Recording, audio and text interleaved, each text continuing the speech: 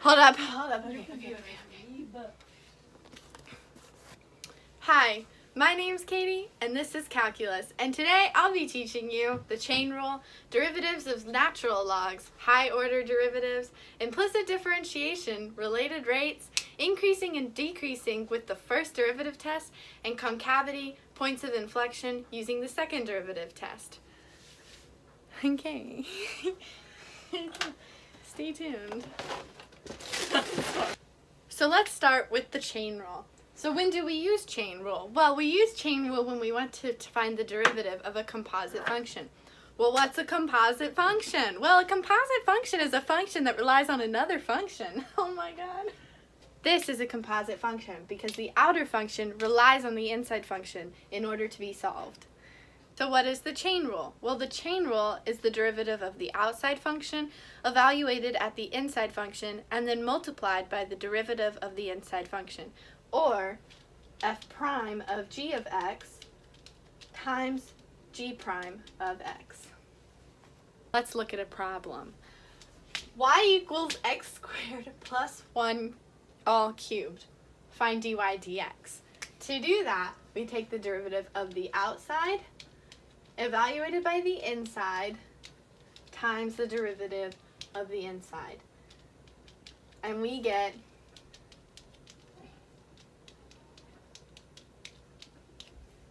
that. Let's look at a more challenging problem. This is y equals 2x minus 1 over 2x plus 1 all cubed. Let's find dy dx. To do this, we'll be using a combination of chain rule and quotient rule. This can be tricky. Make sure you keep track of all of your variables or something will go wrong. To start off, we take the chain rule. So we take the derivative of the outside evaluated by the inside times the derivative of the inside. This will be quotient rule. So we'll start with low d high times the derivative of high minus high d low times the derivative of the bottom all over the bottom squared. Now this can be simplified. This becomes 4x plus 2 minus 4x minus 1. Distribute the negative and you get 4x plus 2 minus 4x plus 1. Sorry, that's a 2. That's a 2. 4x and 4x cancel each other out, but the 2x's can be combined to equal 4 over 2x plus 1 squared times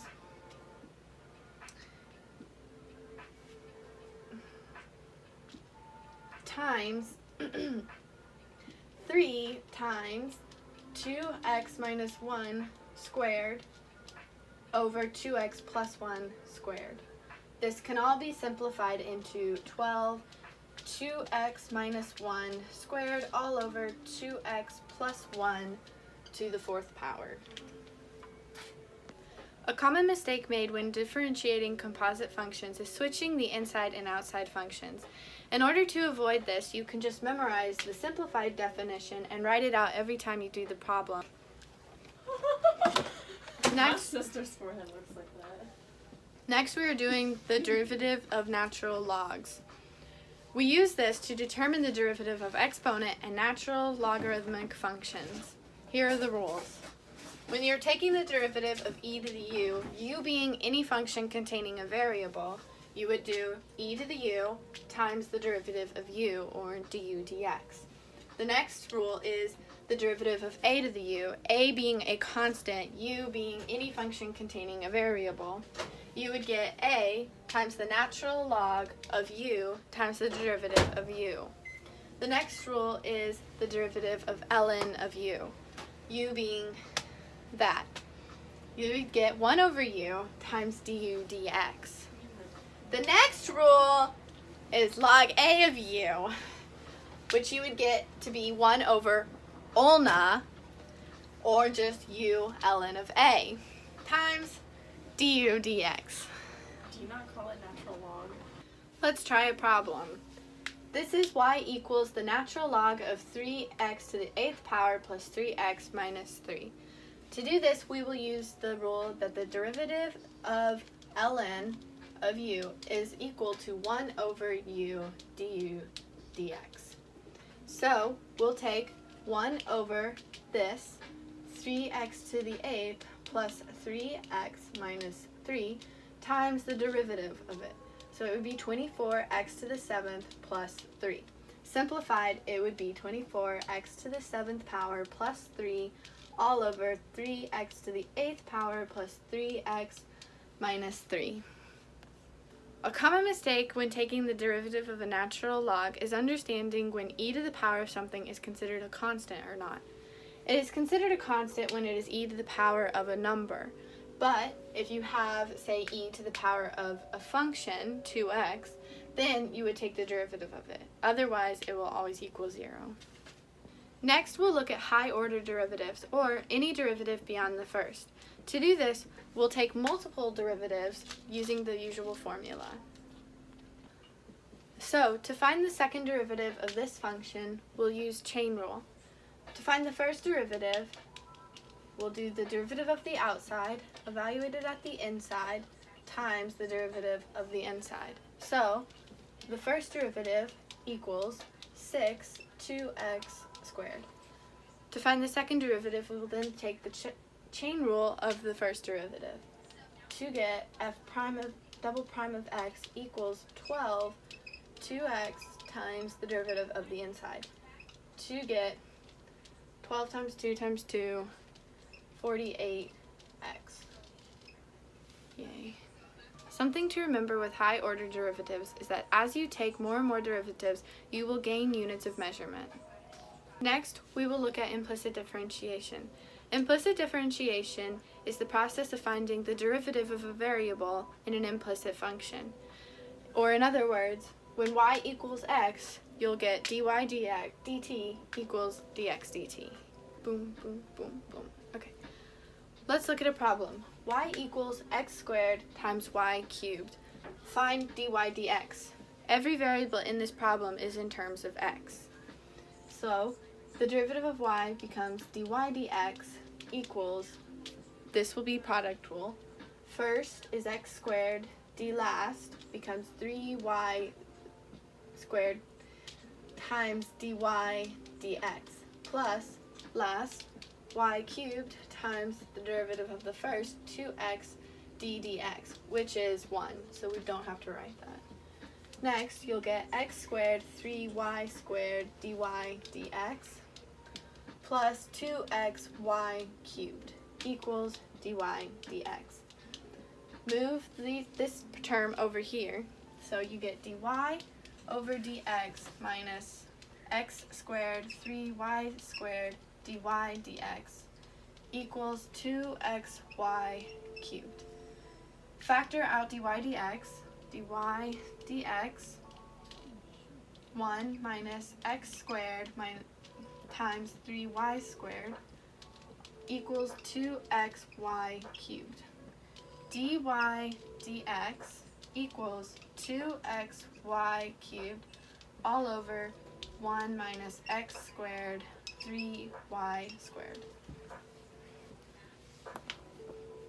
Let's try a more challenging problem. We have xy equals x plus sine y. Find dy dx. To do this problem, we will be using a combination of implicit differentiation, chain rule, and product rule. Let's start over here. We will use product rule first. D last, stop laughing at me, plus y times 1 equals 1 plus the derivative of sine is cosine y times the derivative of y. Now we'll simplify.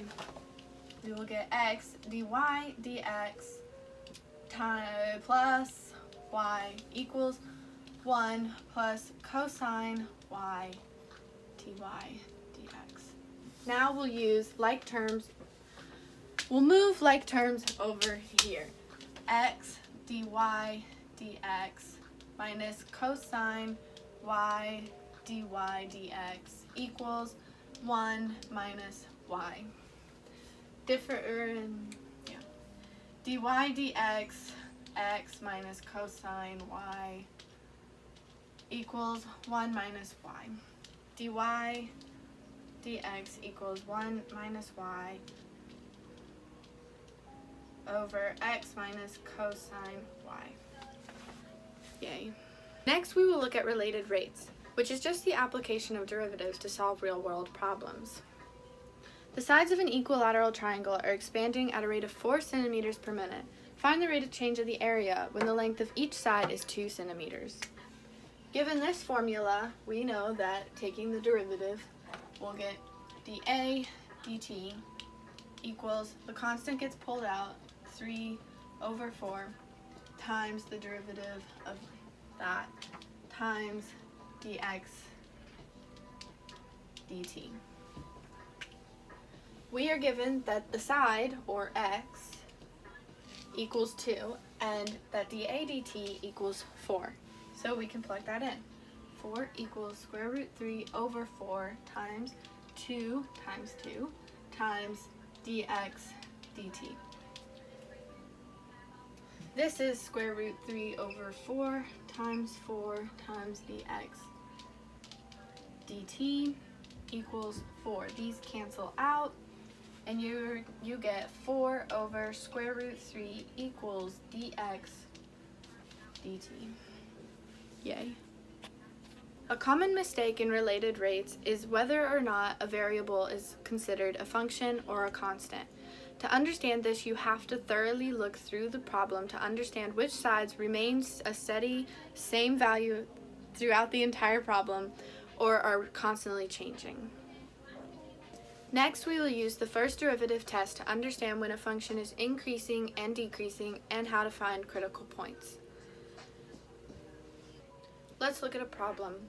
This is y equals x cubed minus 12x minus 5. First, we'll find the first derivative. F prime of x equals 3x squared minus 12. Now we will set it equals to 0 to find the critical points.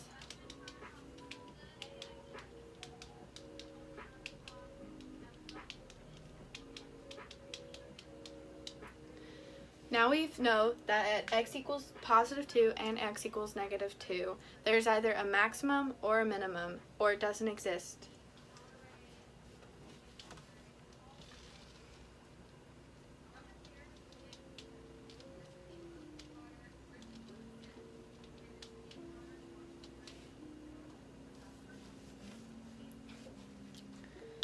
Now we'll use the line graph to determine where it is maximum and where it is a minimum at.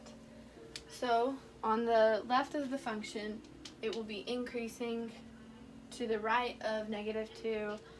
It will be decreasing, and to the right of 2, it'll be increasing.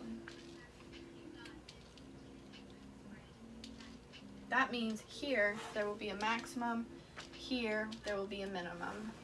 To determine whether it is positive or negative, whether the function is increasing or decreasing, you will plug these values back into the first derivative to see if they are either positive or negative. Next, we will be using the second derivative test to determine when a function is concave up or concave down and when it has any points of inflection. We will be looking at this problem. In order to do the second derivative test, first we must find the second derivative. F prime of x equals 3x squared minus 12. Then the second derivative, f double prime of x equals 6x. We will set this to 0 to find any critical points.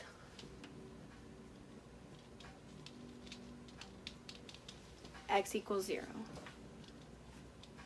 From here, we'll graph them. Negative 1, 1. Using these points, we will determine whether it is concave up or concave down. Negative, negative 6, negative, positive 6, positive. I like to use a trick called down like a frown, up like a cup. So when it's negative, it's down like a frown. When it's positive, it's up like a cup. So it's concave up from 0 to positive infinity, and its concave down from negative infinity to 0.